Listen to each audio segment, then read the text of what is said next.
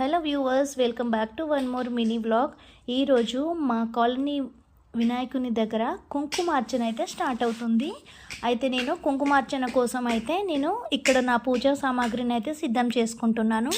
పూజా సామాగ్రికి కావాల్సినవి ఒక టవలు, వైట్ టవలు, ఒక 1 kg rice and 2 blouse pieces, ఒకటి పంతులు గారి, ఒకటి మనకి, ఇంకా వత్తులు, ఇంకా చిల్లర కాయిన్స్, ఇంకా మంగళహారతి ప్లేటు, పసుపు, కుంకుమ, గంధం, అక్షితలు, హారతి కర్పూరం, ఇంకా వస్త్రం, ఇంకా అగ్గిపెట్ట, ఇవన్నీ కూడా మనం సిద్ధం చేసుకోవాలి. కుంకుమార్చన కోసం అయితే నేను ఇవన్నీ సిద్ధం చేసుకుంటున్నాను. ఇంకా మనం కుంకుమార్చన కాబట్టి కుంకుమ ఎక్కువగానే తీసుకోవాలి. ఒక 50 grams వరకు అయితే కుంకుమ పడుతుంది. సో కుంకుమ అయితే ఎక్కువగానే ఉండాలి, మెయిన్ కుంకుమార్చన కాబట్టి. ఇంకా కుంకుమార్చన రోజైతే మనం రెడ్ శారీ కట్టుకోవాలి.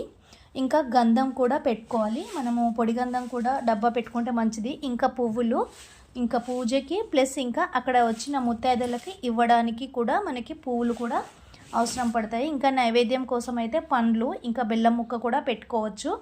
ఇంకా బనానా కానీ జామకాయలు ఏవైనా పెట్టుకోవచ్చు. ఇంకా హరివేనము, ఇంకా హారతివి ఇచ్చేవి గంట, ఇంకా ఉద్దరిని, ఇంకా మంగళహారతి ఇచ్చేవి దీపాలు, ప్లేటు, ఇంకా మనము హ్యాండ్ తుడుచుకోవడానికి అయితే ఒక క్లాత్ పెట్టుకోవాలి. సో ఇవన్నీ కూడా నేను పెట్టుకొని వినాయకుని దగ్గరికి అయితే వెళ్ళాము. మంచిగా కుంకుమార్చన మేము వెళ్ళేసరికి ఆల్రెడీ అందరూ కూర్చున్నారు. ఇంకా నేను కూడా వెళ్ళి జాయిన్ అయ్యాను. ఇంకా కుంకుమార్చన చేసుకుంటున్నాను. కుంకుమార్చనకి అయితే అందరూ రెడ్ కలర్ శారీస్ కట్టుకొని వచ్చారు. మ్యాక్సిమం కుంకుమార్చన కాబట్టి రెడ్ కలర్ శారీస్లో రావాలి అని చెప్పారు. సో నేను కూడా రెడ్ కలర్ శారీని కట్టుకొని వెళ్ళాను కుంకుమార్చనకి. ఇంకా చాలా బాగా అనిపించిందండి కుంకుమార్చన. ఇంకా ఈరోజు కూడా అన్నదానం అయితే ఉంది. కుంకుమార్చన అయిపోయిన తర్వాత, సాయంత్రం పూజ అయిన తర్వాత మా కాలనీ గణేష్ దగ్గర అన్నదానం కూడా నిర్వహిస్తున్నారు. చాలా బాగా జరుగుతున్నాయండి పూజలు. నవరాత్రులలో ఒక్కో రోజు ఒక్కో స్పెషల్గా చాలా బాగా అంటే బాగా చేస్తున్నారు పూజలు.